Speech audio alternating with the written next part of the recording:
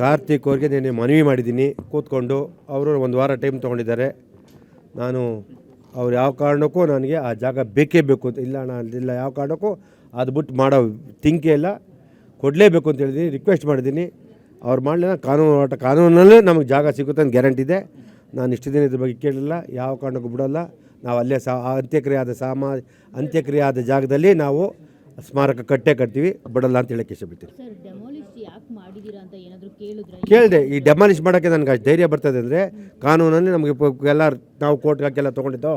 ಇಲ್ಲಾಂದರೆ ವಿಷ್ಣು ಸಮಾಧಿ ಡೆಮಾಲಿಷ್ ಮಾಡೋಕ್ಕೆ ನಮ್ಗೆ ಅಲ್ಲಾಗುತ್ತಾ? ನಾನು ಉಳಿತೆ ಅವ್ನು ಹೇಳ್ದೆ, ಅವ್ನಿಗೆ ಗೊತ್ತಿತ್ತು, ಅವ್ನಿಗೆ ತುಂಬ ಭಯ ಇತ್ತು, ಯಾರು ಗೊತ್ತೇ ಇರಲಿಲ್ವಲ್ಲ ಆಗಿತ್ತು. ಆಮೇಲೆ ಇಷ್ಟು ದಿನ ಯಾಕೆಂದರೆ 2000 ಜನವರಿಲಿ ಆದಂಥ ಆರ್ಡ್ರ್ ಇವತ್ತು ಗಂಟೆ ಯಾರು ಬಂದಿಲ್ವಲ್ಲ, ನಮ್ಗೆ ಅದಕ್ಕೆ ಅವಾಗ ಧೈರ್ಯ ಬಂತು, ಇಲ್ಲಾಂದ್ರೆ ಅವ್ರು ಮುಟ್ತಿರಲಿಲ್ಲ. ಅದಕ್ಕೆ ಈ ನಮ್ಮ ಏನು ಓಡಾಡ್ತಿದ್ರು ಅವರಿಂದ ಸ್ವಲ್ಪ ತಪ್ಪಾಗಿರ್ಬೋದು, ಇಲ್ಲ ಅವ್ರಿಗೆ ಮಾಹಿತಿ ಇಲ್ಲದೆ ಇರ್ಬೋದು. ಮಾಹಿತಿ ಇದ್ರೆ ಅವರು ಫಾಲೋ ಮಾಡಬೇಕು. ಅದರ ಕೇಳಲಿಲ್ವಾ? ಯಾಕಂದ್ರೆ ಕೋರ್ಟ್ ಆರ್ಡರ್ ಅಲ್ಲಿ ಇರೋದು ಅನಧಿಕೃತವಾಗಿರುವಂತ ಒಂದು ಇದಿದೆ, ಸ್ಟ್ರಕ್ಚರ್ ಇದೆ, ಅದನ್ನ ಡೆಮಾಲಿಷನ್ ಮಾಡೋದು. ಅಲ್ಲಿ ವಿಷ್ಣು ಸಮಾಧಿ ಇದೆ ಅನ್ನೋದನ್ನ ಅವರು ಮೆನ್ಷನ್ ಮಾಡಿರಲಿಲ್ಲ. ಅಲ್ಲಿ ನಾನು ಕೇಳಿದೆ, ವಿಷ್ಣು ಸಮಾಧಿ ಅಂತ ಅಲ್ಲಿ ಮೆನ್ಷನ್ ಮಾಡಿದ್ರೆ ಗೌರ್ಮೆಂಟ್ ಪೀಪಲ್ ಯಾರಿರಲಿಲ್ವಾ? ಇಲ್ಲ, ಏನಂದರೆ ಕಾನೂನಲ್ಲಿ ಯಾರ್ಯಾರೇನೇನು ಅಷ್ಟಾಗಿ ಗೊತ್ತಿಲ್ಲ. ನ್ಯಾಯ ಇಲ್ಲದೆ ಇದಕ್ಕೆ ದಯವಿಟ್ಟು ನಮ್ಗೆ ನ್ಯಾಯ ಸಿಗುತ್ತೆ. ನಾವು ಹೇಳ್ದ ಡೆಮಾಲಿಷ್ ಮಾಡಿ, ಅವ್ನಿಗೂ ತುಂಬ ಭಯ ಇತ್ತು ಕೂಡ. ಇಲ್ಲ ಅವ್ನು ಹೇಳ್ದ, ದಯವಿಟ್ಟು ನಂಗೆ 3-4 ದಿನ ಹೇಳಿದೆ, ಯಾವ ಕಾರಣ ನಿನಗೆ ಬೇಡಪ್ಪ, 1 ಎಕರೆ ಬೇಡ, 10 ಎಕರೆ ಬೇಡ, ಹತ್ತರಿಂದ 10 ಕುಂಟೆ ಇಲ್ಲ 12 ಕುಂಟೆ ಅದೇನಿದೆ ನಮಗೆ ಕೊಡು, ನಿನಗೆ ಹಣ. ಆಮೇಲೆ ಹೇಳ್ದ, ಹಣದ ಪಾಪ ಅವ್ನು ಸುಳ್ಳು ಹೇಳ್ಬಾರ್ದು, ಹಣ ಕೇಳಲಿಲ್ಲ. ಹಣ ಆದರೆ ನಾನು ಕೊಡೋಕ್ಕೆಲ್ಲ ಸರ್, ನಾನು ಮಾಡಿಕೊಡ್ತೀನಿ, ಏನೋ ಮಾಡ್ತೀನಿ, 1 ವಾರ ಟೈಮ್ ಕೊಡಿ ಅಂತ ಹೇಳಿದ್ರೆ ನನಗೆ ಪಾಪ. ಅಣ್ಣ ತಮ್ಮದಿರು ಇಬ್ಬರು, ಬಾಲಣ್ಣ ಮಕ್ಕಳು ಇಬ್ಬರು ಸೋತೋಗ್ಬಿಟ್ಟವ್ರೆ. ಇಲ್ಲ, ಇವಾಗಿರೋದು ಮಗ ಯಾರು ಒಬ್ಬನೇ, ಕಾರ್ತಿಕ್, ಅಂದು ಶ್ರೀನಿವಾಸ್ ಮಗ, ದತ್ತು ಗಣೇಶ್ ಜೊತೆ. ಅದರಿಂದ 1 ವಾರ ಟೈಮ್ ತೊಗೊಂಡಿದ್ದ. ಅದಕ್ಕೆ ನಾವು ಕಾನೂನು ನಿನ್ನೆ ಆಲ್ರೆಡಿ ಮೊನ್ನೆ ಶುಕ್ರವಾರ ಶನಿವಾರ ನಮ್ಮ ಲಾಯರು ಅದಕ್ಕೆ ಸಂಬಂಧಪಟ್ಟಂಥ ದಾಖಲೆ ತೊಗೊಂಡು ಯಾವ ರೀತಿ ಮಾಡಬೇಕು ಗೊತ್ತಿಲ್ಲದೆ ಇದನ್ನು ವಿಷ್ಣುವರ್ಧನ್ ಸಮಾಧಿ ಈ ರೀತಿ ಆಗಿದೆ ಅವರು ಎಲ್ಲ ಮಾಡಿದರೆ, ನಿನ್ನೆ ಬೆಳಿಗ್ಗೆ 10 ಗಂಟೆಗೆ ಅಪ್ಲೈ ಮಾಡಿ ತಿರ್ಗಾ ಕಂಪ್ಲೀಟ್ ಸಬ್ಮಿಟ್ ಆದಾಗ 4 ಗಂಟೆ ಆಗಿದೆ. ಸರ್, ಇವಾಗ ಕಾರ್ತಿಕ್ ಅವರು ನಿಂತ್ಕೊಂಡು ಡೆಮಾಲಿಷನ್ ಮಾಡಿಸಿದ್ದಾರೆ ಅಂತ ನೀವೇ ಹೇಳ್ತಿರೋದ್ರಿಂದ ಅವಶೇಷಗಳೆಲ್ಲಿದೆ ಅದನ್ನು ಕೇಳಬೇಕಿತ್ತು. ಯಾಕಂದ್ರೆ ಎಲ್ಲ ಹುಡುಕಾಟದಲ್ಲಿದ್ದಾರೆ ಅಭಿಮಾನಿಗಳು. ಈಗ ಏನಾಗಿದೆ ಅಂದರೆ, ನಾವು ನಿನ್ನೆ ಮಾತಾಡಿದಾಗ ಅದ್ರ ಬಗ್ಗೆ ಕೇಳಲಿಲ್ಲ. ಫಸ್ಟು ನಾನು ಇದ್ರ ಬಗ್ಗೆ ಕೇಳಿದೆ, ನಮಗೆ ಜಾಗ ಪೂಜೆ ಮಾಡ್ಲಿಕ್ಕೆ ಬೇಕು ಅಂತ ಹೇಳಿದೆ. ಅವರೆಲ್ಲೆಲ್ಲಿ ಇಟ್ಟಿರ್ತಾರೆ ನೀನು ಕೇಳಲ್ಲ. ಅವರಷ್ಟೆಲ್ಲ ಅಲ್ಲಿ ಇಟ್ಟಿರ್ತಾರ, ಆ ಮಣ್ಣು ಬೇಕು ಅಂತ ಎಷ್ಟೋ ಜನ ಕೇಳ್ತಾರೆ. ಯಾಕೆಂದರೆ ಆ ಮಣ್ಣು ಕೊಡಿ ಅಂತ ಎಷ್ಟೋ ಜನ ನಮ್ಮ ಮಮ್ಮಿ ಕೇಳ್ತಾರೆ. ಅದರಿಂದ ಆಗುತ್ತೆ, ಎಲ್ಲೂ ಹೋಗಲ್ಲ ಎತ್ತಿಕ್ಕೆ ಸಿಗುತ್ತೆ. ಇವಾಗ 1 ಸೆಕೆಂಡ್, ಈಗ ಡೆಮಾಲಿಶ್ 10 ಕುಂಟೆ ಎಕರೆ ಮಾತ್ರ ಬೇಕು ಅಂತ ಹೇಳ್ತಾ ಇದೀರ, 10 ಕುಂಟೆ ಜಾಗ ಮಾತ್ರ ಬೇಕು ಅಂತ ಇವಾಗ ಇಸ್ಕೋತೀರಾ, ಅವ್ರು ಕೊಡ್ತಾರೆ.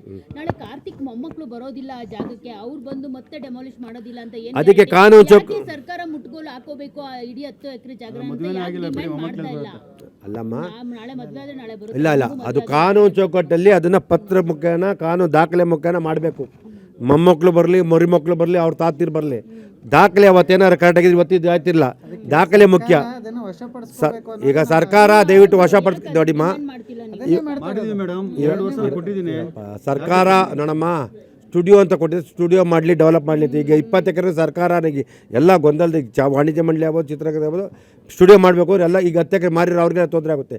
ಪಾಪ ಅಮಾಯಕರೆಲ್ಲ ತೊಗೊಂಡಿದ್ದೆ, ಅವ್ರಿಗೆ ತೊಂದರೆ ಆಗ್ಬಾರ್ದು, ಯಾರಿಗೂ ತೊಂದರೆ ಆಗ್ಬೋದು. ಅದಕ್ಕೆ ಕಾರ್ತಿಕ್ ಹೇಳಿದೆ, ಕಮರ್ಷಿಯಲ್ ಆಕ್ಟಿವಿಟಿ ಏನಾದ್ರು ಇದ್ದರೆ ಕಾನೂನಲ್ಲಿ ತುಂಬ ತಪ್ಪಾಗುತ್ತೆ, ಮಾಡೋಕ್ಕಾಗಲ್ಲ.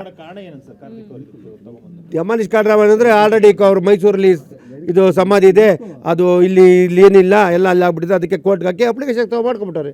ಈಗೇನಾಗಿದೆ, ನ್ಯಾಯಮೂರ್ತಿಗಳು ಭಾರತ ದೇಶದಿಂದ ಎಲ್ಲೆಲ್ಲರೂ ಬಂದಿರ್ತಾರೆ. ಇಲ್ಲಿ ಆ ಸಬ್ಜೆಕ್ಟ್ ಬಂದಾಗ ಅದು ಸಂಬಂಧಪಟ್ಟಂಥ ನಮ್ಮ PP ಆಗ್ಬೋದು, ಗೌರ್ಮೆಂಟ್ ಪಬ್ಲಿಕ್ ಪ್ರಾಸಿಕ್ಯೂಟರ್ ಆಗ್ಬೋದು, ಲಾಯರ್ಗಳು ದಯವಿಟ್ಟು ಈ ಥರ ಒಂದು ಸೆಲೆಬ್ರಿಟಿ ಈ ಥರ ಆಗಿದೆ ಎಕ್ಸ್ಪ್ಲೇನ್ ಮಾಡಿದ್ರೆ ಯಾರು ಕೊಡಲ್ಲ, ಗೊತ್ತಿರಲ್ಲ ಈ ಥರ ಆಗಿದೆ ಅಂತ ಕೇಳಕ್ಕೆ. ನಾನು ಅನ್ಕೋತೀನಿ ಅವನು ನಿನ್ನೆ ಕಾರ್ತಿಕ್ ನಾನು ಕೇಳಿದ ಪ್ರಕಾರ ಪ್ರತಿಯೊಬ್ಬರಿಗೂ ಗೊತ್ತು ಅಂತ ಹೇಳ್ದ. ನಾನು ಹೇಳಿದೆ, ನನಗೆ ಹೇಳಿದಲ್ಲಿ ನಾನು ಇದೇ ಮಾತು ಹೇಳಿದೆ. ನೀನು ಒಂದು ಮಾತು ನನಗೆ ಹೇಳ್ಬೋದಾಯ್ತು, ಅಟ್ಲೀಸ್ಟ್ ವಾಣಿಜ್ಯ ಮಂಡಳಿಗೆ ಹೇಳ್ಬಾರ್ದು, ಅಟ್ಲೀಸ್ಟ್ ರಾಕೆಟ್ ವೆಂಕಟೇಶ್ಗೆ ಹೇಳ್ಬೋದಾಯ್ತು, ಬೇರೆ ಹೇಳ್ಬೇಡ, ನನಗೆ ಹೇಳ್ಬೋದು, ರಾಕೆಟ್ ವೆಂಕಟೇಶ್ಗೆ ಹೇಳ್ಬಾರ್ದು, ಅಟ್ಲೀಸ್ಟ್ ನಮ್ಮ ಇಷ್ಟುತೇನ ಪ್ರಸನ್ನ ಅವ್ರಿಗೆ ಹೇಳ್ಬೋದಾಯ್ತು. ವಾಣಿಜ್ಯ ಇಷ್ಟು ನಿಮ್ಗೆ ಯಾರು ಸ್ಪಂದಿಸಿಲ್ಲ, ನನಗೆ ಹೇಳ್ಬೋದಾಯ್ತಲ್ಲ, ನಾವು ಸ್ಪಂದಿಸ್ತಿದ್ವಲ್ಲ. ಇಲ್ಲ ಅಣ್ಣ, ಎಲ್ಲರೂ ಗೊತ್ತು ಅಂದ್ಕೊಂಡೆ. ಯಾಕೆ ಗೊತ್ತೈತೆ ಎಲ್ಲರೂ ಗೊತ್ತಿದೆ ಅಂತ ಹೇಳ್ದ. ಅವನು ಯಾರು ಪಾರ್ಟಿ ಮಾಡಿಲ್ಲ, ಪಾರ್ಟಿ ಮಾಡಿಲ್ಲ.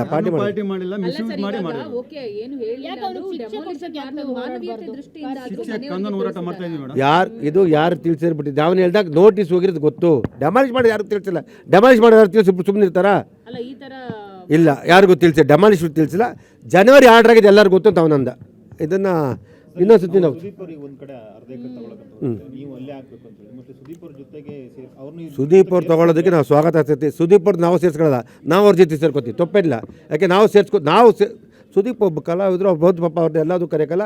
ಅವ್ರು ತೊಗೊಳೋದು ಅವ್ರ ಜೊತೆಲಿ ಇರ್ತೀವಿ, ನಾವೇ ಇದನ್ನು ಹೋಗಿ ಮೀಟಿಂಗ್ ಮಾಡಿ ಈ ರೀತಿ ಇದೆ ದಯವಿಟ್ಟು ಎಕ್ಸ್ಪ್ಲೇನ್ ಮಾಡ್ತೀನಿ. ಅವ್ರಿಗೆ ಗೊತ್ತಿರಲ್ಲ.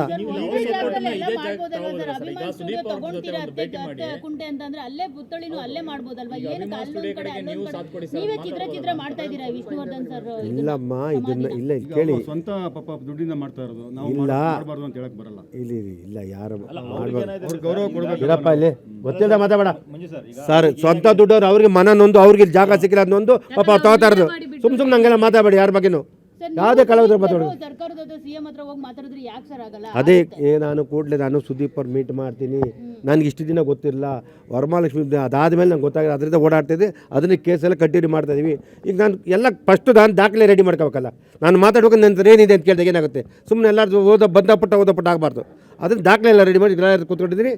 ಶ್ರೀನಿವಾಸ್ ಕೇಳಿದ್ದೀನಿ ದಾಖಲೆಗಳು ನಿಮ್ಮ ಲಾಯರ್ ಹತ್ರ ಮೀಟ್ ಮಾಡಿಸು ಅಂತ ಅನ್ಕೊಂಡಿದ್ದೀನಿ. ನಮ್ಮ ನಾಗೇಂದ್ರ ಪ್ರಸಾದ್ ಹೇಳಿದ್ದಾರೆ, ಅವರು ನಮ್ಮ ಲಾಯರ್ ಹತ್ರ ಮಾತಾಡ್ತಾರೆ, ಅವ್ರನ್ನ ಲಾಯರ್ನ ಮಾತಾಡ್ತಾರೆ. ಅವರಿಬ್ಬರು ಎಲ್ಲರೂ ಒಟ್ಟಾಗಿ ಸೇರ್ಕೊಂಡಾಗ ಜಾಸ್ತಿ ಫೋರ್ಸ್ ಇರುತ್ತೆ. ಈಗ ಸುದೀಪರ್ ಮೀಟ್ ಮಾಡ್ತೀನಿ, ಮೀಟ್ ಮಾಡಿ ನಾನು ಇದನ್ನು ಎಕ್ಸ್ಪ್ಲೇನ್ ಮಾಡಿ ಈ ರೀತಿಯಾಗಿ ಸರ್ ಇದಕ್ಕೆ ಏನು ಮಾಡ್ತೀರಿ, ಮುಂದಕ್ಕೆ ಯಾವ ರೀತಿ ಮಾಡೋದ ಕೇಳ್ತೀನಿ, ತಪ್ಪೇನಿದೆ ಸರ್. ಇದು ನನಗೆ ಇಲ್ಲಿ ಯಾರು ಯುಗೋ ಅಲ್ಲ, ಇಲ್ಲಿ ಯಾರು ದೊಡ್ಡವರಲ್ಲ, ನಮ್ಮ ಸಾರ್ ದೊಬ್ಬರದೇ ಅಷ್ಟೇ. ವಿಷ್ಣು ಸೇನಾ ಮುಖ್ಯ, ನಂಗೆ ಬೇರೆ ಯಾರಿಲ್ಲ.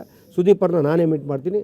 ಪಾಪ ಅವರು ಯಾವಾಗ ಇಲ್ಲಿ ಕೊಡಲ್ಲ ಅಂತ ಗೊತ್ತಾದ್ರೆ ಜಾಗ ತೊಗೊಂಡಿದ್ರೆ ಖುಷಿ ಆಯಿತು. ದಯವಿಟ್ಟು ನಾವು ಇಲ್ದೇ ಇರೋದಲ್ಲ, ಬೇರೆ ಯಾರು ಲೂಸ್ ಟಾಕ್ ಯಾರೇ ಆಗಲಿ ಯಾವ ಅಭಿಮಾನಿಯಾಗಲಿ ಮಾತಾಡ್ಬಾರ್ದು. ನಿಮ್ಮಲ್ಲಿ ಕಳ್ಕಳಿಂದ ಮನವಿ ಬರ್ತೀನಿ ಸರ್. ಮೈಸೂರಿಗೆ ಹೋಗ್ತಾ ಇದ್ದೀನಿ, ಹೋಗಲ್ಲ, ಇಲ್ಲೇ ಪ್ರತಿ ವರ್ಷ ಹೋಗ್ತಾ ಇದ್ದೀನಿ ಅಂತ ಅಂದರೆ ನಾವು ಒಂದು 7-8 ವರ್ಷ ಬಂದಿದ್ದೀವಿ. ನಾವು ಕೆ ಮಂಜು ಅವ್ರನ್ನ ನೋಡಲೇ ಇಲ್ವಲ್ಲ 25. ಯಾರ ಕಣ್ಣು ಕಾಣಿಸ್ಕೋಬೇಕು ಅಂತಿಲ್ಲ, ಯಾರ ಕಣ್ಣು ಕಾಣಿಸ್ಕೋಬೇಕು ಅಂತಿಲ್ಲ. ನಮ್ಮಲ್ಲಮ್ಮ ನನ್ನ ಮನದಲ್ಲಿ ಇರ್ಬೇಕಾದ್ರೆ ಅಮ್ಮ ಅವ್ರನ್ನ ದಿನ ಬೆಳಗಾರ ನಮ್ಸ್ಕೋದ್ರೆ ಬರ್ತಾರೆ ಇರಪ್ಪ.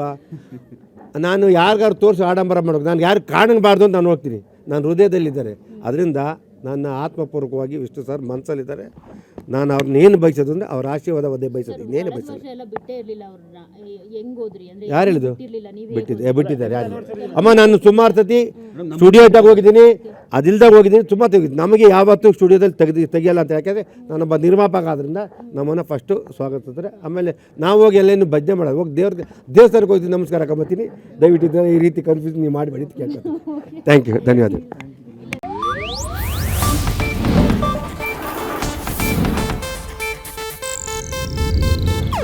ಇದು ಏಷ್ಯಾನೆಟ್ ನ್ಯೂಸ್ ನೆಟ್ವರ್ಕ್ ಪ್ರಸ್ತುತಿ.